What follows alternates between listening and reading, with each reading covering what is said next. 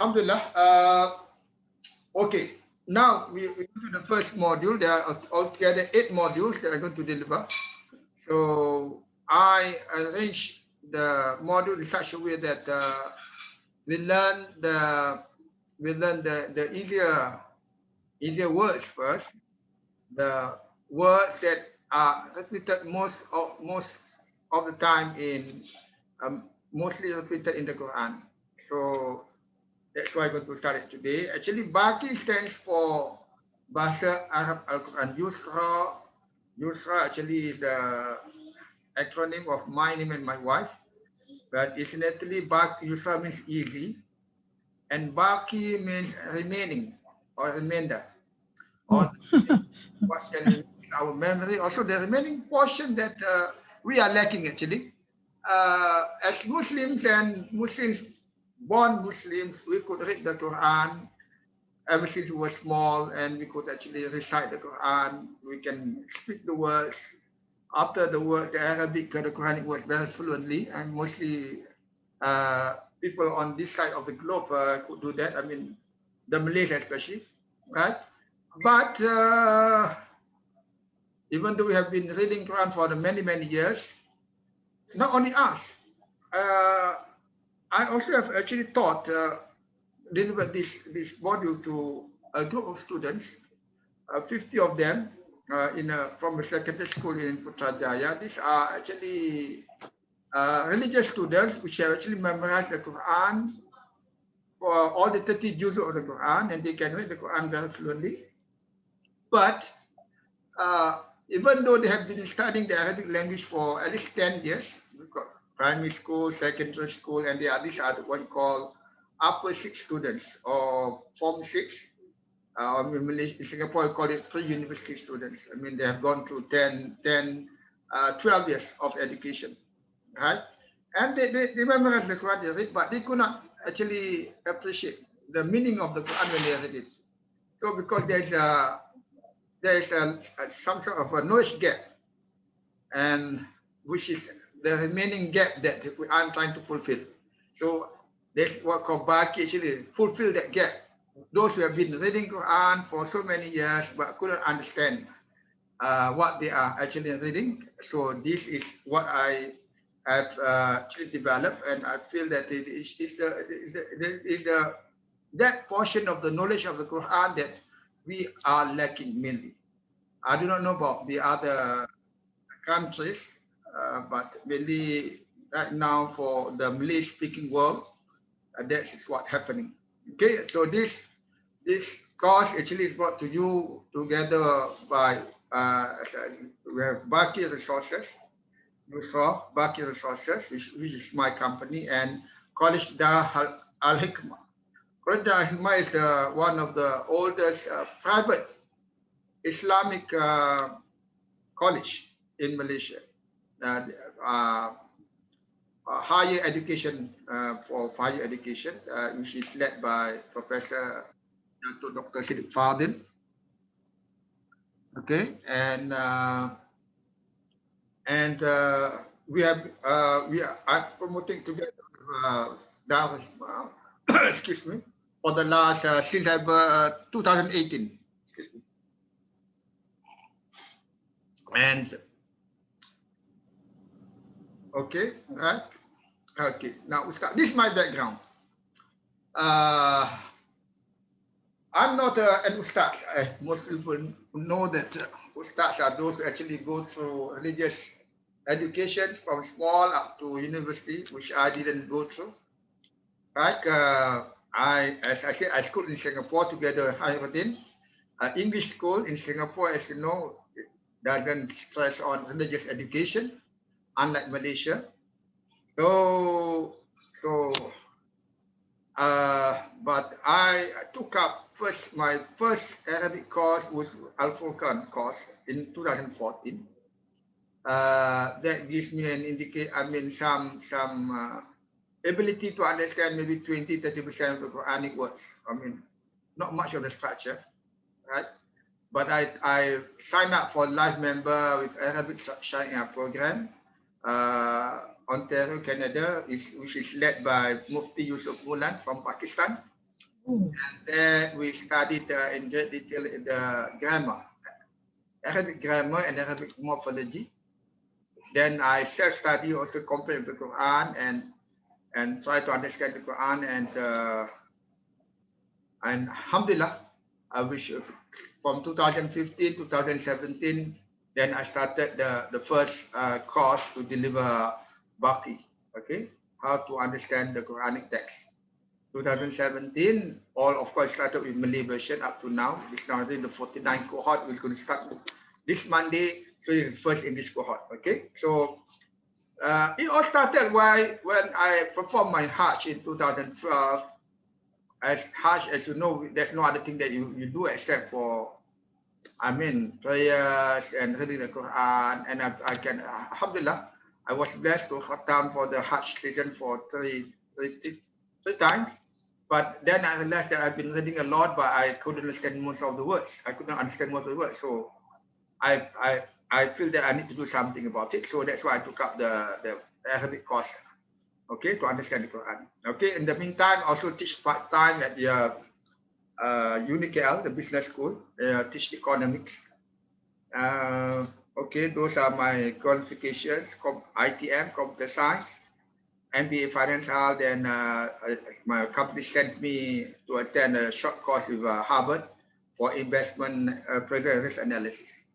Okay, so my background is not an Ustaz. Okay, but now many people call me Ustaz. Alhamdulillah, I hope that I can live up to that name so that I can actually deliver and help more people to understand the Quran, the Quranic text. Okay, now what we will learn throughout the course, okay, we'll compare the similarities and differences between Arabic and English. And so then we start with how do you recognize Arabic pronouns, okay? Pronouns, because the pronouns in the Quran, there are only about 12 unique words, which actually is repeated more than 24,000 times. So you can see in one page of the Quran, you will see at least 15 or 20 about that, about what we call pronouns, which if you recognize them, then you are 1/3 of the Quran is in your hands. Just recognizing the 12 different pronouns in the Quran. Okay? Then we will look at prepositions, conjunctions. They are called haraf and their respective grammar functions. Okay? This again, about 20 to 30 of them. 20 to 30 of them repeated 12,000 times. Okay, so both the pronouns and a few words that are repeated in the Quran, plus the preposition conjunctions, comprises 50% of the Quran. So about less than 60 words repeated many times in the Quran. You don't have to memorize them. I mean, you can start to know, but as you read and you can recall, then you will memorize them by default. If you are aware what they are, and when you read, then you appreciate their existence and their meaning, and soon you'll start memorizing. Okay, so that's what is actually missing when we read the Quran. Not be able to recognize those words that we read every day are actually pronouns or preposition conjunction, right? Then we'll look at the noun, the isim. The 3 different types of nouns in the Quran. Of course, Arabic is a very eloquent language. I understand English, I understand Malay. I'm learning Turkish right now, just to see how much the Quran influence is in the language, as what the Quranic language actually influenced Malay, bahasa Melayu. Okay, right? So there are 3 different nouns in the Quran, in the Arabic. We have the normal noun, then you have the active noun and the passive noun. Meaning one word in Arabic, if you want to translate to English or Malay, let's say translate to English, you need at least 3 or 4 words to explain one, especially when it comes to active. the one who believes, the one who being the victim of an action. So you cannot just translate into just one word. Okay, so that's where you need to differentiate them. How do you recognize these two different types of words of nouns?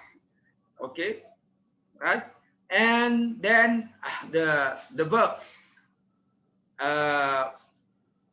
Nouns and verbs. Nouns in English. In English, you have nouns that you have gender for nouns, but not all. Right? Then you have numbers, singular and plural. But in Arabic, you have singular, dual, and plural. So you have to see the difference. And then the verbs are about the same. You have present tense, past tense, future tense, as well as the command verbs. But in Arabic, it's easy to differentiate them, to recognize them.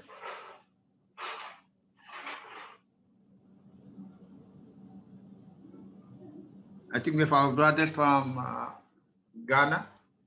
Yeah, we'll talk to them later on. Okay, right? Now, okay, so comparing English and Arabic, so that if you know English beforehand, then it will be easier to understand. I mean, to understand another language, it's easier to compare it with a language that you're already competent at, so that you can actually understand it better.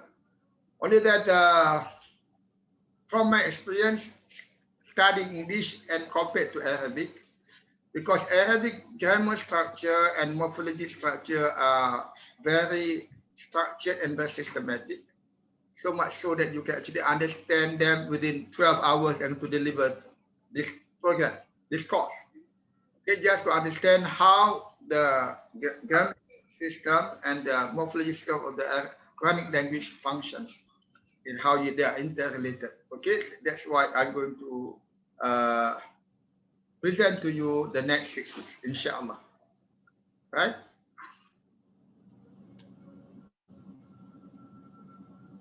Okay, then after we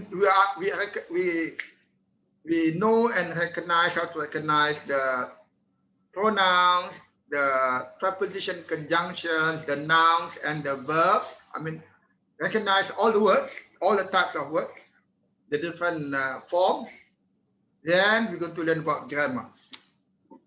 Arabic grammar basically is why the vowel of the last letter of a word changes. It changes. Why word changes, right? If you can understand that you have in the Quran, you have Allah, Allahi, Allahu. Right? That the last vowel is A, E, and U, whether it's a Fataha, Kasra, or Dhamma, A, E, and U, those are the vowels. That changes with respect to the role of that word in a sentence, whether it is a subject or object or preposition, not preposition, possession. Okay, so that one we explain. I'll explain to you. Then, after knowing the aspect of grammar, then we look into the phrases.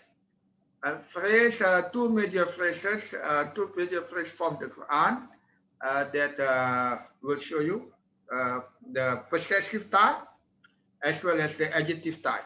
Okay, those are the two different forms of phrases that occur very, very regularly in the Quran.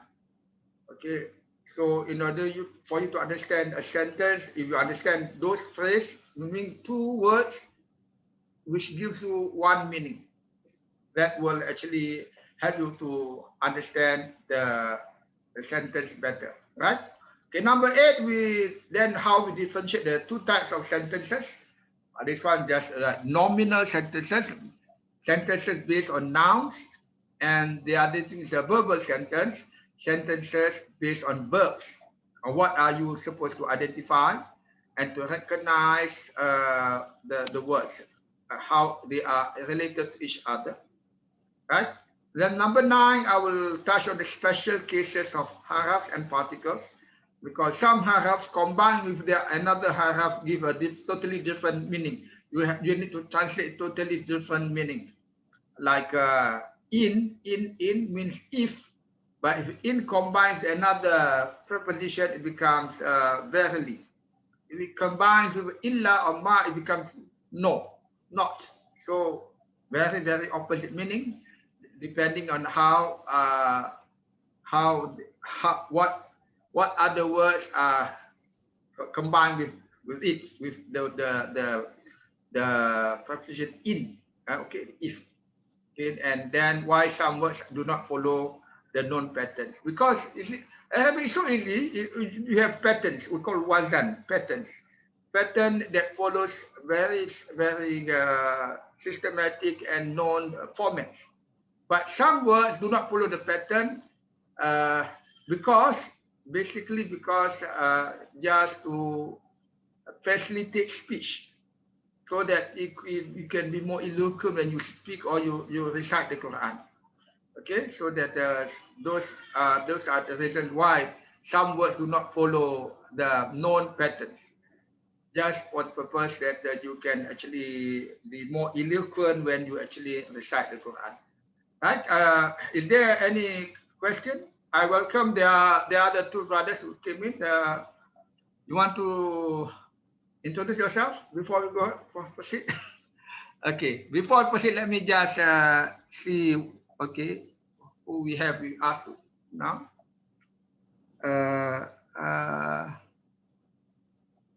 Brother Mualim, you are from Brother Mualim? You are brother or sister? Brother Mualim, you are from Philippines.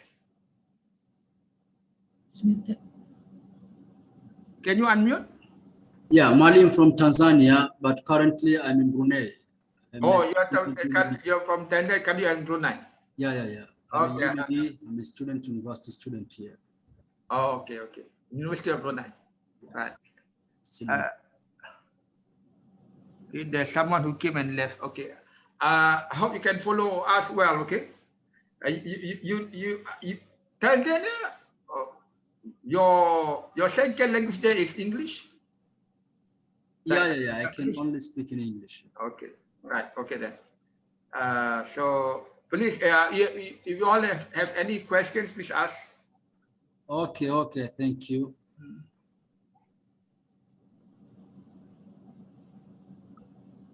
Okay. Right. Yeah. Okay. We shall continue then. Right.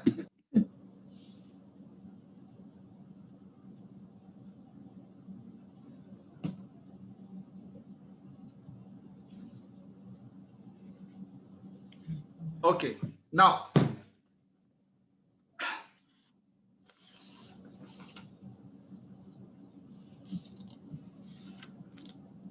this ayat is repeated 4 times in the Quran. Surah Al-Qamar. A'udhu billahi minash shaitanir rajim. Wa laqad yassarna al-Qur'ana lidhikri fahal min muddakir. And verily, we have made it easy on the Quran for remembrance. Then those who want to take it or to remember, right? So this one is repeated 4 times. I mean, Yasana Quran al-Lidhikri. We have made the Quran easy. We have made the Quran easy. Okay, for us to learn, to understand, to read as well as to understand. Because easy for you to take lessons from the Quran, you need to understand the meaning. So is this ayat that actually prompted me to actually study the Quran, which I feel that actually is easy. It should be 7 times easier than English, which I'm going to show later on. Okay, so the course objective actually is to actually give you a very good framework how the grammar and the morphology of the Quran works, so that from there you can actually start once you recite the Quran, you start to appreciate, and as you read as often as possible the Quran with the application of the grammar and the morphology, and then you start to actually increase your vocabulary, and then you start to understand more and more of the word. But it needs practice. It needs practice, definitely. Okay, right? Okay. So while in the Quranic language, my motivation was to improve my understanding of Quran, so that it can actually improve your ibadah, your salah. When you recite the Quran, the Al-Fatiha especially, and you can understand each single word, the true meaning of the words in terms of every single word, every single letter, right? Then actually that can improve your ibadah. Wallah, Alhamdulillah. If I perform especially my tahajjud, I would actually use my phone and recite from the Musaf. And understanding most of the words that I'm reading actually increase my focus and my tadabbur of the Quran many times. And there's one ulama who actually said that tadabbur al-Quran is actually in your salah. Meaning, if you read the Quran as part of the Raka'at, and you understand each word, then you actually uttering the words of Allah. Kalimatullah, kalimatullah. You actually uttering the words of Allah in front of Him Himself. So that level of khushu', that level of appreciation of the words is much higher. You can just try that. Inshallah, once you actually start to understand the Quran, then you actually, that will motivate you. Okay, that also to motivate you to read the Quran, to recite the Quran. You understand the words, then you feel the real sweetness or the real halawat, the sweetness of the Quran, the kelazatan. The satisfaction that you can. Okay, that's what. And also as a stepping stone to master the Arabic language. Once you understand the grammar, how the grammar works, okay, then it should be easier for you to actually master the Arabic language. For myself, if I listen to some Arabic speaker, I may not understand as well as when I read the Quran, because the structure of the language is different. So the purpose of this course is just for you to focus more on understanding the Quran. Okay, Quranic text while you are reading it. Okay, right. Okay. Now, now we have the what you call morphology in Quran called saraf. Actually, how the words are. You have a basic word, you have a root word. Basically, it's just 3 letters. Then you can add a suffix or prefix. Okay, even in the middle, you can add some letters that gives you a different meaning, but with same basic meaning. As specific meaning, but basic meaning is still the same. Okay, that is what we call morphology. That's what we're going to actually learn.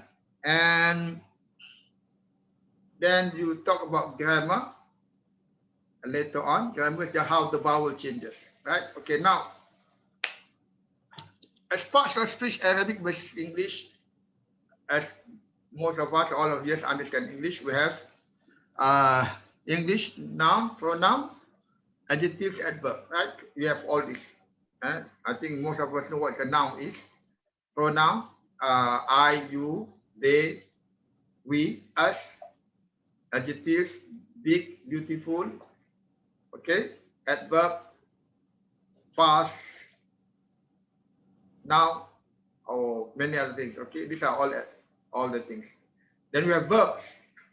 Okay, present tense, past tense, future tense, command verb. Then you have preposition, conjunction, the particles. Right? There are 7 or 8 parts of speech. But when you turn it into Arabic, you have only 3 parts of speech. You have the verbs, fi'al, verbs, they call fi'al. Verbs are all those words that are related to time. Meaning you have present tense, past tense, okay, and also future tense. then of course the command verb. Okay, I mean those are all the verbs. You will know, you can recognize, you know the meaning, right? Then there's a harakats. Harakats are the preposition and conjunctions. Okay, so this is like in, above, at, to, all those we call prepositions, and but. Okay, those are all conjunctions. Okay, so then other than verbs and particles, other than that are all nouns, are all isim. So sometimes I use interchangeably isim and noun. Now when I say noun in this way, it will be isim. Isim meaning isim comprises noun, pronouns, adjectives, and verbs, and other things other than verbs and haraf. Okay, they are nouns. Okay, so that's how. So imagine you need to actually manipulate or operate on 3 types of words in Arabic as compared to 7 or 8 types of different words or different types of category of words in English. So which one is easier to actually understand the rules? Okay, the rules and the grammatic rules. Okay, that's what I'm saying. Right? Okay, can I continue? Okay, before we continue, let us be on the same page because of the vowels. You have Fataha, which is the now I'm following with the R sound, Fataha. Okay, in Malay you call it baris atas. Okay, the Fataha. Okay? The A, then the Fatatani with the an. Then the Kasra with the E sound. Okay, and Kasratani, the double in, and the Dhamma, the U sounds, and the Dhamma tiny, right? So the vowels in Arabic only 3, R, E, and U. Unlike English, you have 5, A, E, I, O, U. In Turkey you have 8. That's a lot more in Turkish. Okay, right? Okay, right? So we just after R, E, O, of course you have the sukun. Then the sukun is and you have the fat, you have the mud. The mud means the longer vowel or shorter vowel, right? Okay. Okay. Now the often repeated words, as I explained just now, that the pronouns, particles, and haraf comprise 50% of all the words in the Quran. So there are not more than 60 words. Okay, the pronouns 12 words. The harafs are about less than 20, the most common one, and these are repeated many times. There are about 75,000 words in the Quran. So about 75, we have about 35,000, 37,000 of the words actually comprises pronouns, harafs, and the other particles. Okay, right? So, for example, in the first juzu of the Quran, 85% of the words are repeated. So, just need to understand how the idea is, the thing is to identify the root word, the 3 letters that can actually form the word. Okay? So then you can increase your vocabulary by reading the Quran. Okay, right? Okay, now we go to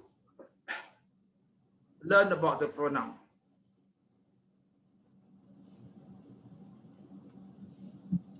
Okay, let me just hide this thing here.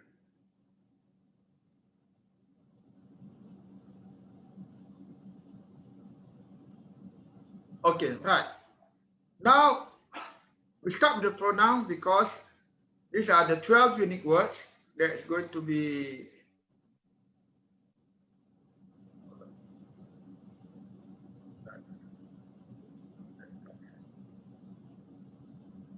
this is an isim, what you call isim domi. It's a noun. Like pronoun is a noun actually. right? Yes, So pronouns. it's known as ضمير. ضمير. Then you have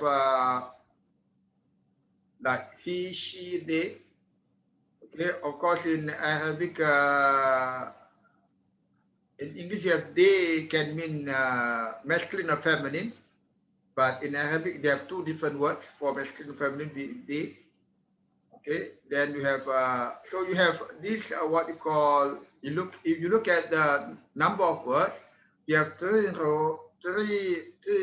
rows and 5 columns, right? So there are 15 altogether. But you notice for the dual, you have singular, dual and plural. Plural means more than two. You have same word, huma, antuma. Then nahnu for dual, and for plural are the same, nahnu, we. Antuma means you two, huma means they two persons. Antuma, you two persons. Nahnu, we. So three words are repeated. So that's why you have 12 different words. And do you have to actually memorize all the words?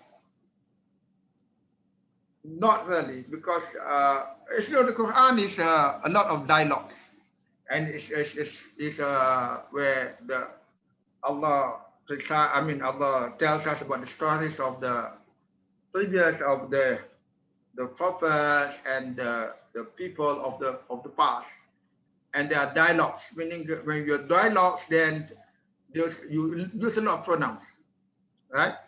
And the okay, and the pronouns that are most often used will be on the last column here, will be the huwa, him or he, rather he, huwa and hum. So if you don't want to remember every word here, just focus on huwa, he, and hum, they. Then ana, nahnu, this 4. Anta, I think everybody who are Muslims who know anta, right? Right? So if you actually can recognize the pronoun for the male singular, third person male singular who are, should be able to recognize here the female singular for she, right? But at least what is most common in the Quran will be huwa, here, hum, ana, nahnu, and anta, not as much, but antum is more. Okay, so just remember huwa, hum, here, antum, ana, nahnu. At least you remember that. If you recognize that, the others can. You recognize a male, you should be able to recognize a female. I mean, that's the logic. You can recognize the male term for he, should be able to recognize the masculine, feminine term. So the least you should remember huwa, hum. Huwa, hum, here, ana, nahnu. And antum, more common also, antum. But not in that form, not in the phone number, but more in the verbal form, right? Okay, so focus more on huwa and hum. Okay, at least you know that he and they, right? Any question here? Antuna, antum. The feminine part is not too many in the Quran. There are, but not as ubiquitous as huwa and hum, antum, and ana and nahnu. Okay, so those are the 5 words that you, and here, of course, here, she, because non-living things, if they are plural non-living things are referred as she in the Quran, in the Arabic, as she. Okay, we can see later on. Okay, now in the Quran, these pronouns, as they are written, there are two forms, whether they actually they are written as a separate word or they attached to the word before it. Okay, they either attached to a verb or a noun before it. So when they attach to a word before it, it will transform, change a little in terms of its how it's written.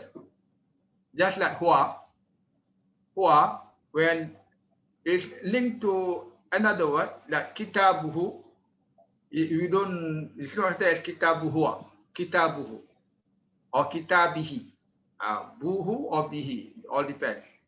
Okay, so this one is called connected, or attached, right?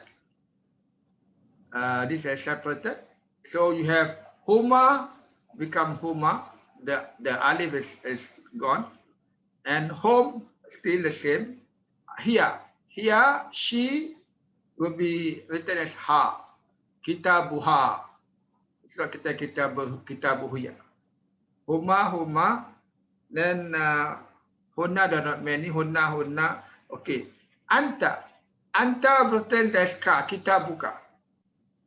Baituka, your house. Baituka, your house. You're not baitu anta. So certain, when certain as a connected to it, it changes a little. When who actually is huwa, huma is huma, and ka actually anta, and you have antuma written as kuma, but again not many occurrence, kuma, dual not many occurrence. Antum kum, this a lot. Antum and kum. Kitabukum. So it is linked to our word before it. Then you have anti, you key. Then ana and nahnu here. Ana, nahnu, with ana, I, or me. Then it will written, is connected to a word before it. It will written as nun ya, ni, or just ya. Okay, or just ya. Okay, e sound. Kitabi, kitabani. Okay, then nahnu bina, and nun with an alif. Long vowel, na. And actually, you can recognize this word actually by the sound. They sound the same. Then you relate it to whether when you read the Quran, and the different forms, the same forms, the sound about the same. The rhythm is about the same. Okay, right? Any question here? Okay, to actually differentiate how the words actually written, if it's attached to a word before it. I mean the pronouns, whether it's attached or separated as a separate form. Okay, we'll do some practice after this. Okay, right? Okay, now,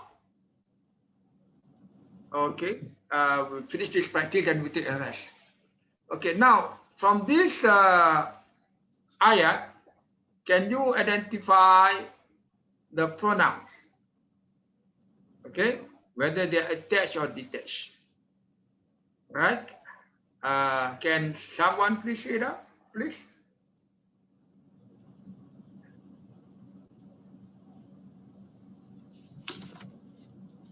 Anyone who wants to try? The first line. Walamma jahadahum bi jahadihim qala tu'tuni bi akhilakum. Okay, min abikum. There's a walkout sign there, so we can stop that. That's mean one sentence. Walkout sign means one sentence. One complete sentence is done. Okay, anyone? You see any pronouns there? Home, him. Home, him. Me. Okay, we have home and him. Home. And him. And then ni. Ni, okay. Yes. Me is for Anna. Yes, for Anna. And the other one? Kum. Kum. Ku. Kum. For antum. Yes, I will just stop here first, please. Okay. Kum. Kum. Yeah. Okay. Right. Now we have jahazahum and bijahazihim.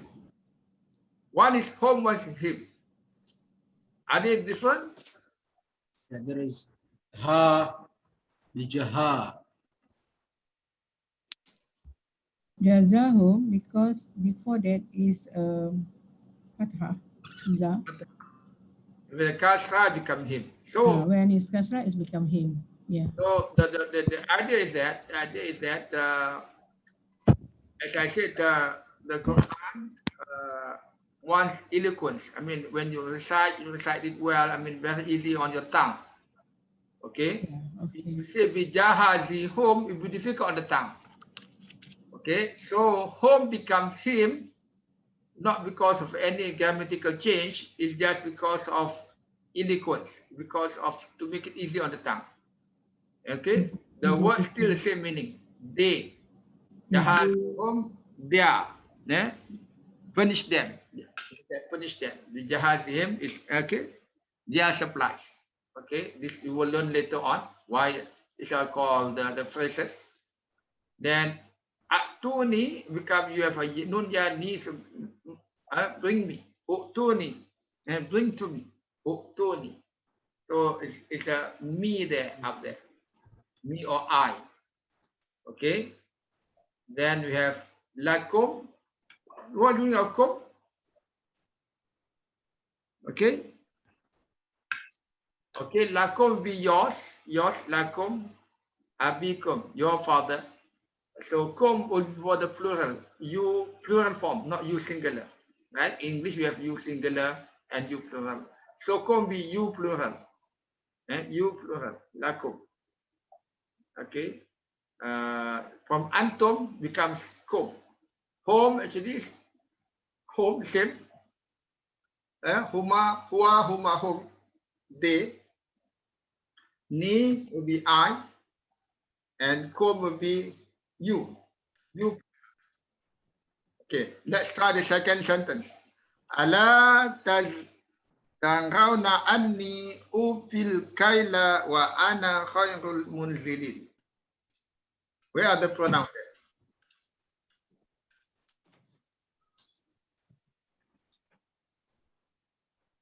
Ufi. Fi. Ufi. Okay, you see. And Ufi. Ufi. Give, I give full. Ufi. Pronoun. Anni. Ani, yeah. Ani for. Anni. Anni is a pronoun. Anni. Yes, Anni. Anni, that I. Anna, Anni, that I will give you full measure. Okay, Anni. And Then we have Ana. at the bottom, Ana. Anna. Anna is a separate or attached. So Anna is a separate form, right? Anna. It's by itself.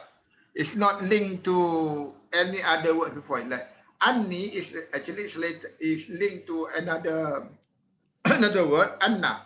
An means that. An. So then an with ni, that I. So it just link the letter ya to nun, right? Same goes with Ufi, the letter ya. So okay.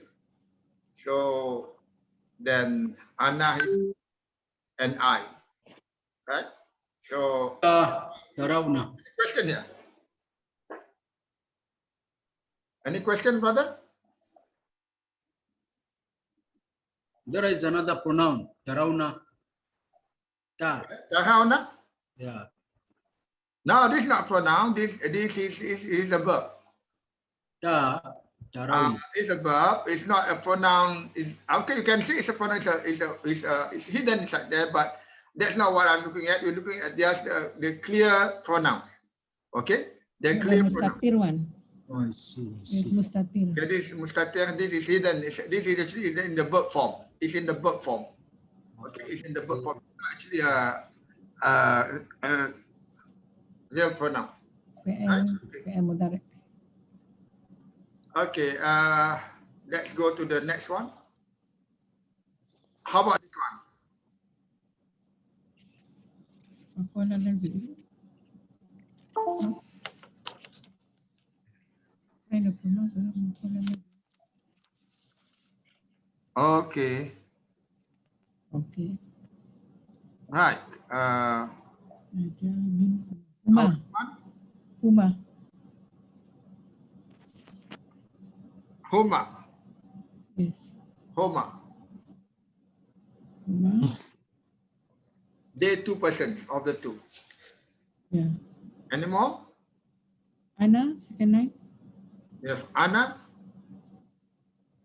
I. Kum, abi, nabiukum. Nabiukum, yes. They. Bita'wilihi, lihi. Yes, Lihi. Yes. Naam. Green means what? For him. For him. Right. Okay, that's good. Bita'wilihi. Again, it's supposed to be a who, but because the letter before is a kasra, li sound, so it change it to he, not who. To say lihu is difficult than lihi. So eloquence again, to facilitate speech. One more. Farsilu ni. Lu ni. This Yeah. is ni. Yeah. This ni means I. This verb actually is fa'asilu with an alif, but the alif is linked with a ni means I. Okay, the alif is what called hazaf. They throw it away. Okay, fa'asiluni. Okay, so this ni actually means ni means actually kind of a nun ya, nun ni. But the ya is actually convert to kasra. So just fa'asiluni. Okay, so and send me, right? And send me for. So send me for. Okay, so that's how you start to actually recognize the pronouns in the Quran. Then huma means they two, ana means I, kum means them, you plural. He means him, and ni means I or me. Okay, right? So that's one more. Any question from the others? So only for today you recognize the pronouns, because this occurs more than 24,000 times in the Quran.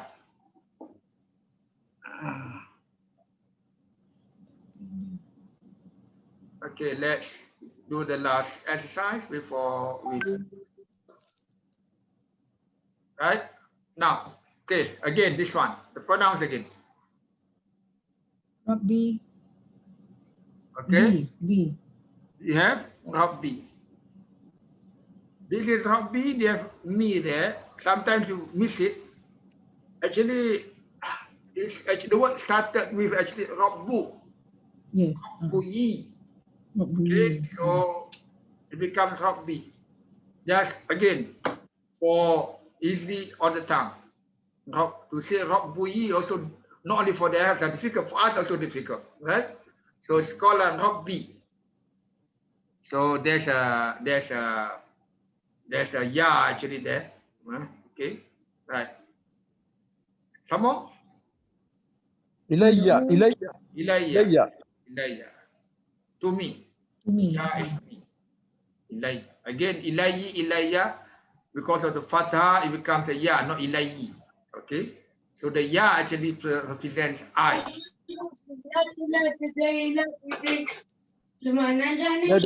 Any more? يدعونني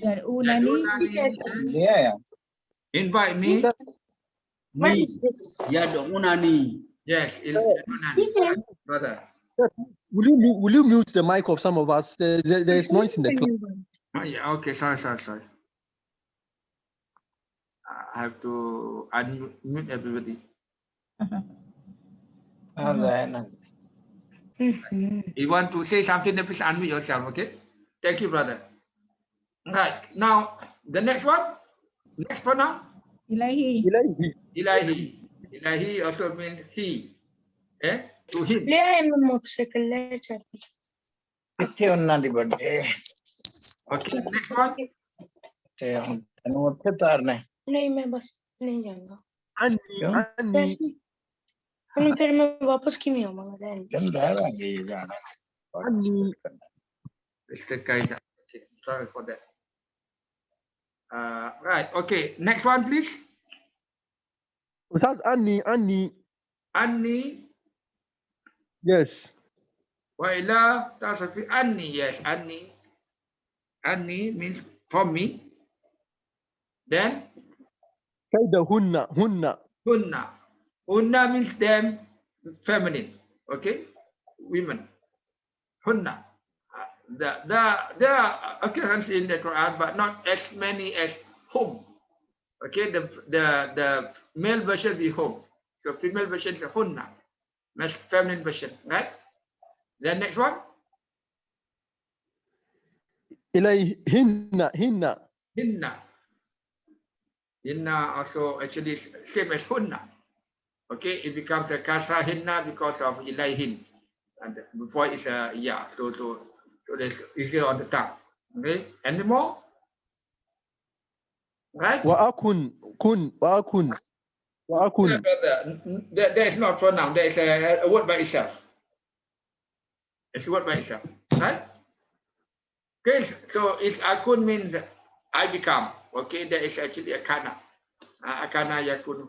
Okay, so there's a word by itself. It's not actually a pronoun.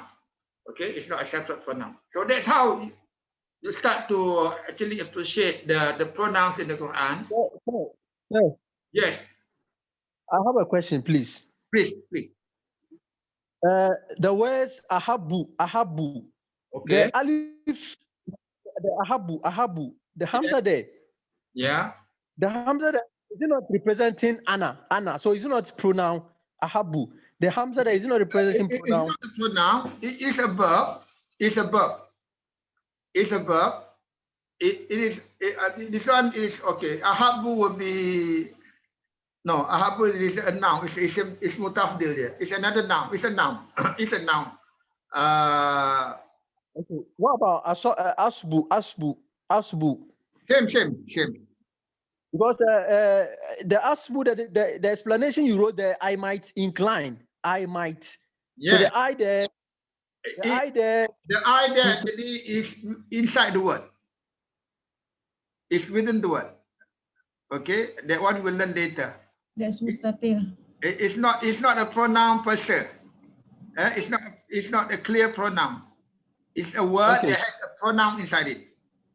Okay, there's a word inside. Okay. It's a verb. In fact, every word here you can actually there's a them here. There's a them. This is a verb. Okay, what I'm trying to show you is the clear-cut pronoun. Okay. Okay. No. Every verb is a pronoun. Every verb in the Arabic word a verb. Okay. Shukran. Thank you. Right. Thank you. Okay, I think we have somewhat gone 1 hour. Let's take a break for 20 minutes before we continue with the next practice. Okay. Ustaz, Assalamu alaikum. Michael Salam, yes. Please, I was late to the classroom. My time difference, I'm speaking from Ghana. Okay. The time we are supposed to start the class is the time for Zuhur in Ghana. Oh. So I was late for more than 30 minutes. So actually I delayed by about 15 minutes. Okay, please. I just wanted you to help me about the course itself, the duration of the course, the assessment,